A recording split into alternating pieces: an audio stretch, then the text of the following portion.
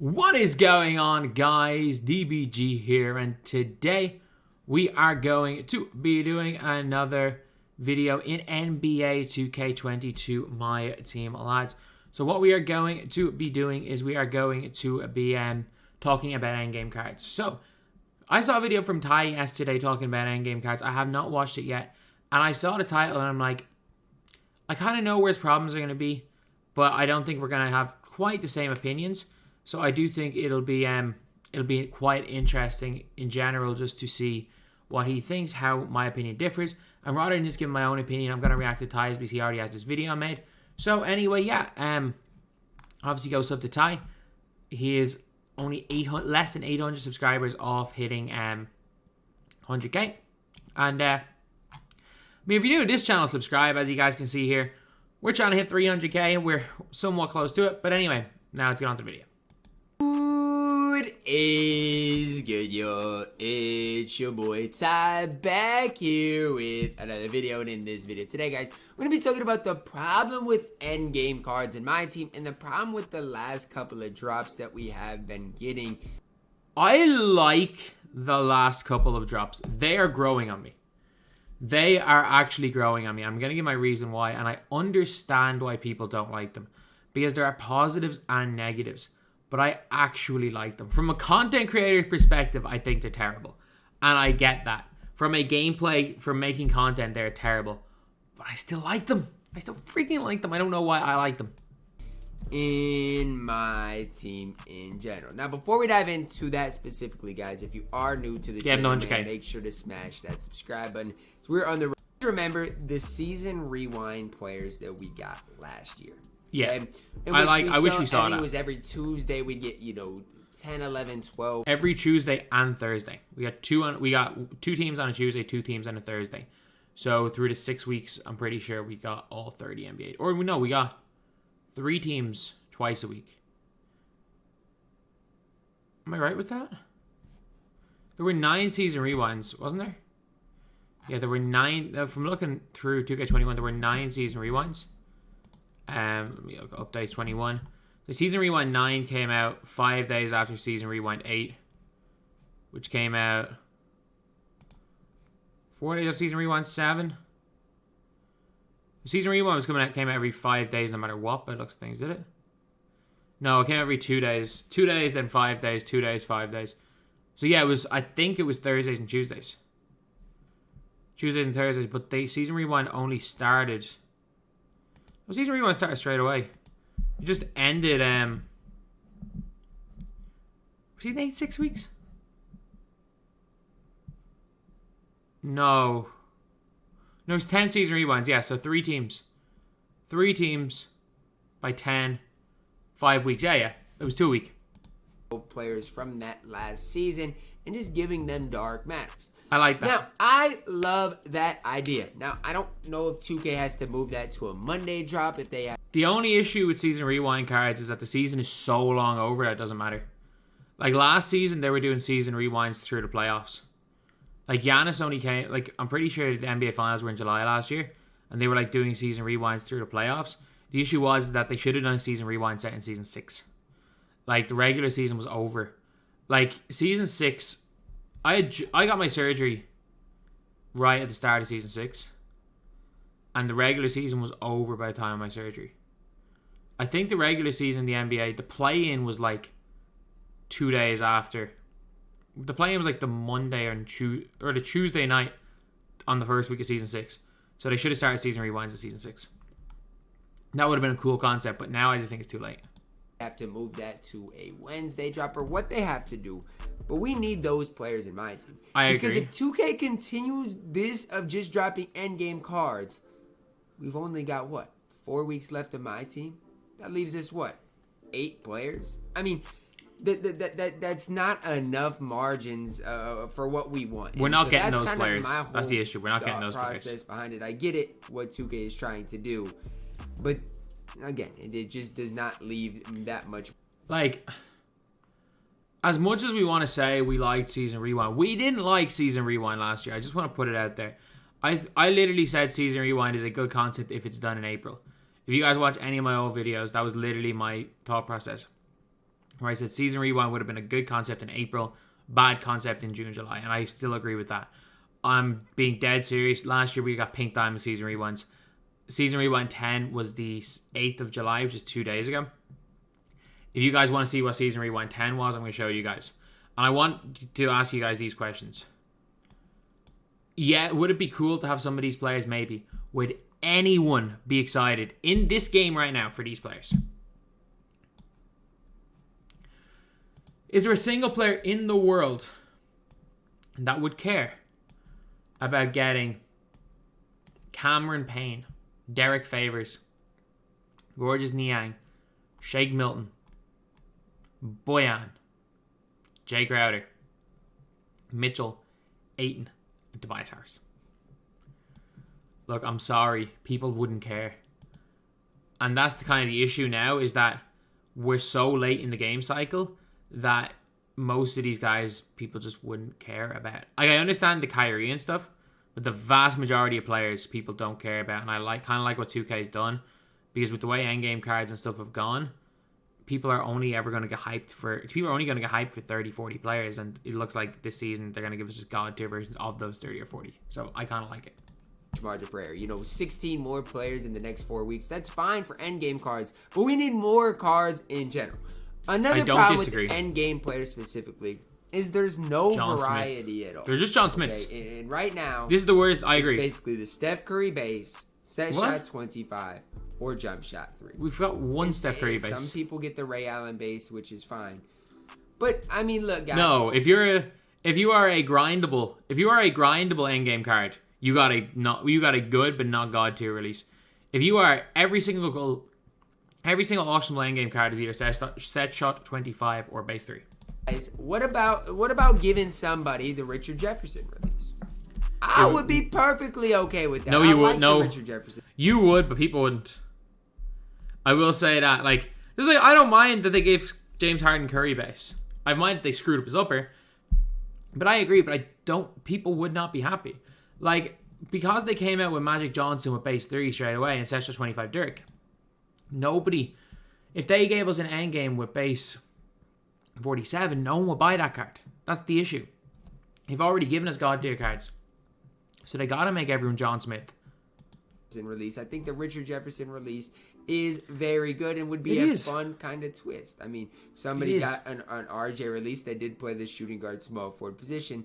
I think that would be fire in general. People would. People go over a nuts. Ton of players that have good releases. People would go nuts. Didn't need them to be changed. For example, people would go nuts if 2K did that. If 2K gave, because they've given set shot 25 and base 3 to so many players, if they gave any other release and people are having to open packs, people would go berserk. We both know that, Ty. We both know that. The mistake they made was giving out endgames too early and giving out the John Smith sigs way too early.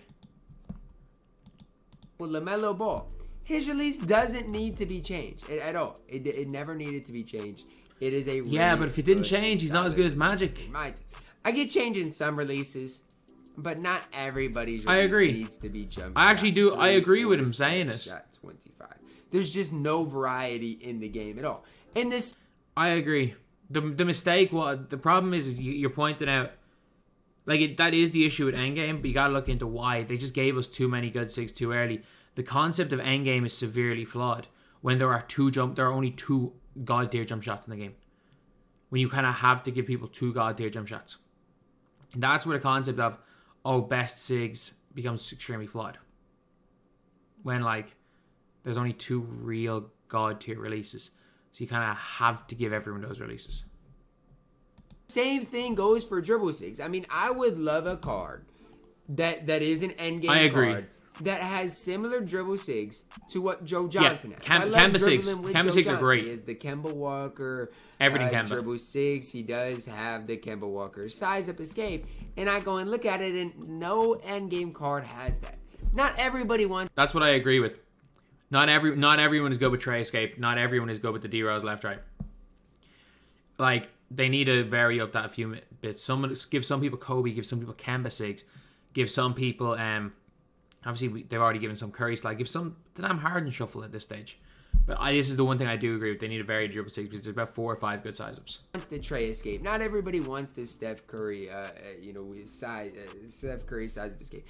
They have to add kind of different variety in things. Yeah. For example, when we get an endgame Kawhi, if they change his release, which they will, I'm gonna be so frustrated. Which they will. His release is already perfect for a small forward.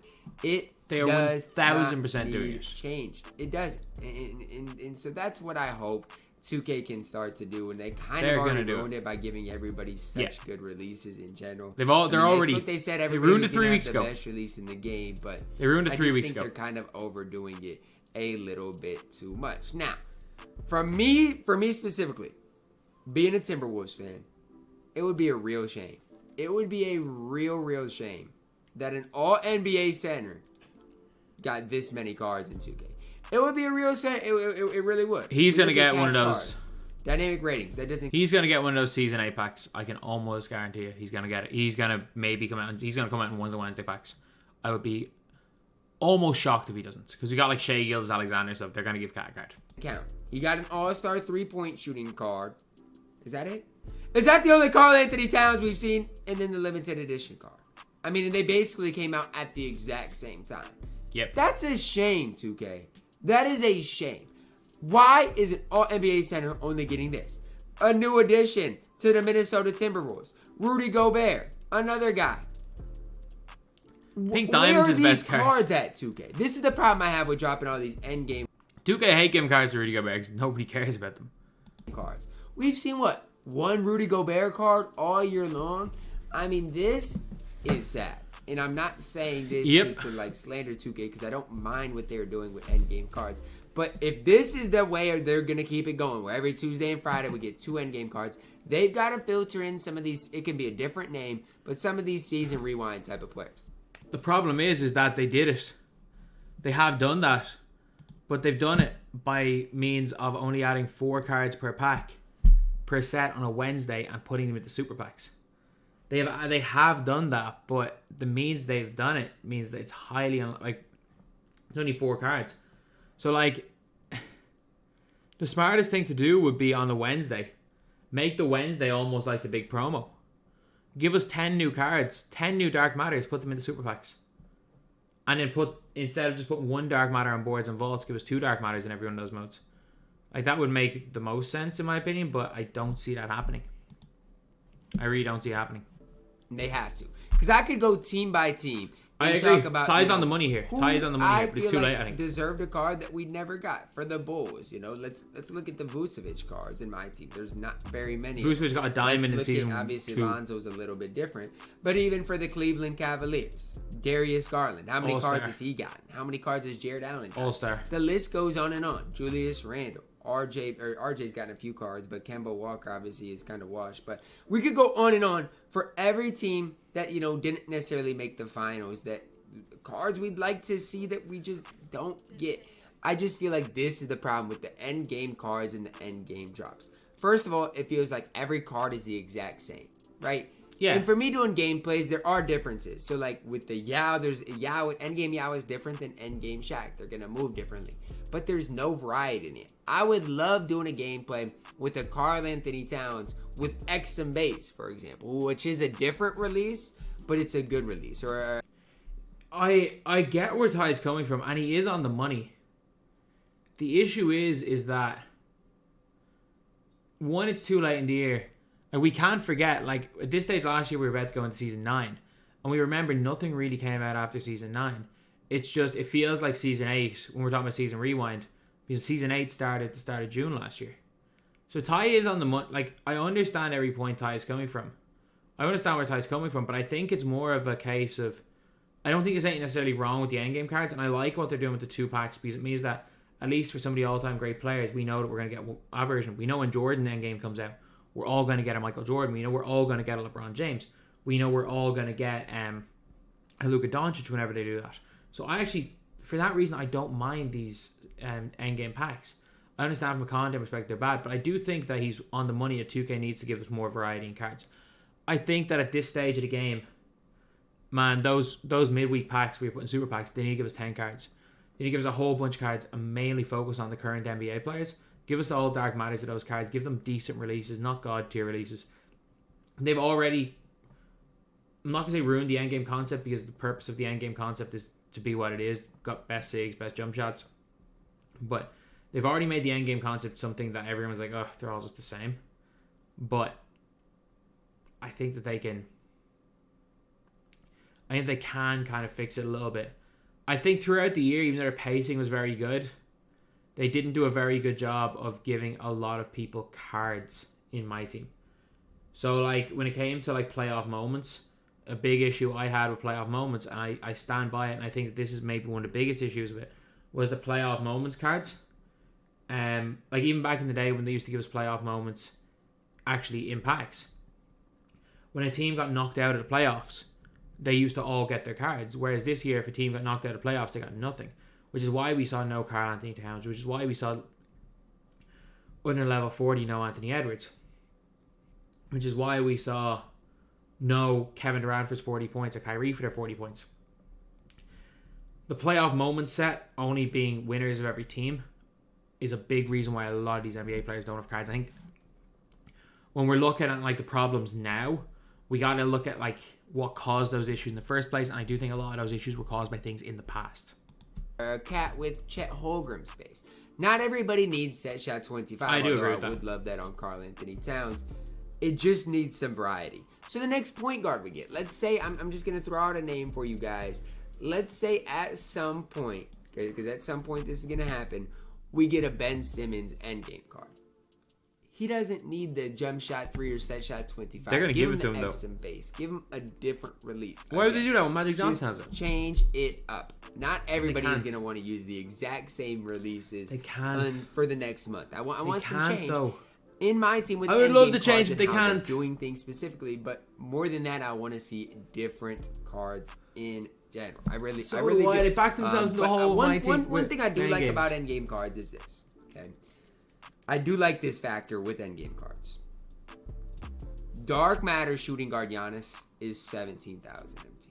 I love that. I absolutely love that.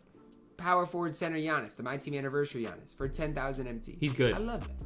I mean, budget guys can build really cheap teams right now in my team, and I love that. I love that for the community. I think that is a massive W. The fact that shooting guard Giannis is probably close. He's better than RJ and Malik Sealy. I'll say that.